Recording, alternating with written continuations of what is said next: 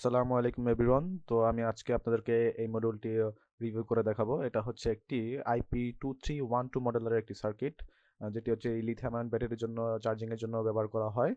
তো এই ধরনের ব্যাটারির জন্য আসলে এই ধরনের সার্কিট ব্যবহার করা হয়। আর এটা হচ্ছে TP4056, যেটা হচ্ছে 1 এম্পে চার্জ করতে পারে। আর কিন্তু আমরা যে মডেলটি রিভিউ করবো আজকে সেটা কিন্তু 3 এম্পে চার্জ করতে পারে। তাহলে আপনারা বলতে পারেন যে এটা হচ্ছে TP4056 এর একটি অ্যাডভান্স ভার্সন। আর এখানে যে শর্ট করা জায়গাটা দেখতেছেন, এটা হচ্ছে শর্ট করা থাকলে হচ্ছে আপনাদেরকে 4.35 এটা ভোল্টেজ কাট আউট করবে, এবং হচ্ছে শর্ট করা না থাকলে সেটা হচ্ছে 4.2 ভোল্টে কিন্তু কাট আউট করবে। তো আমরা হচ্ছে 4.2 ভোল্টে ইউজ করব, কারণ যেহেতু লিথিয়াম আয়ন ব্যাটারিটি হচ্ছে 4.2 ভোল্টে ম্যাক্সিমাম ভোল্টেজ।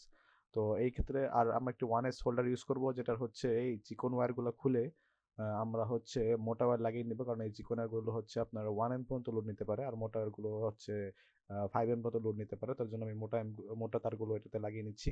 তো আমাদের মোটা তারগুলো লাগানো শেষ, এবং এখন আমরা হচ্ছে এই মডিউলটির সাথে তারগুলো কানেক্ট করে দিব।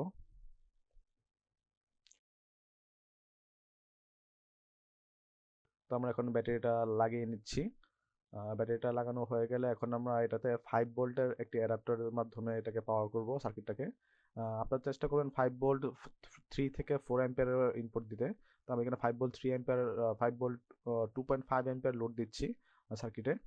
তো এই দেখতেই পাচ্ছেন আপনারা যে কানেক্ট দেওয়ার সাথে সাথে কিন্তু রেড এলইডি যেটা, এটা কিন্তু জ্বলে উঠেছে। যখন ফুল চার্জ হবে তখন কিন্তু আপনার ব্লু কালার এলইডি যেটা আছে সেটা কিন্তু জ্বলে উঠবে। তো এখন আমি আপনাদেরকে একটু ভালোভাবে বোঝানোর জন্য এটার অ্যাম্পিয়ারটা টেস্ট করে দেখাচ্ছি।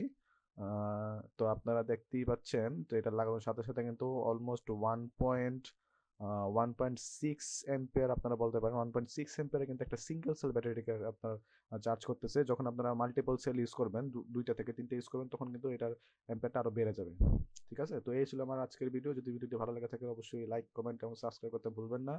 আর প্রোডাক্টটি কেনার লিঙ্ক ডিসক্রিপশন বক্সে দেওয়া থাকবে। আল্লাহ হাফেজ।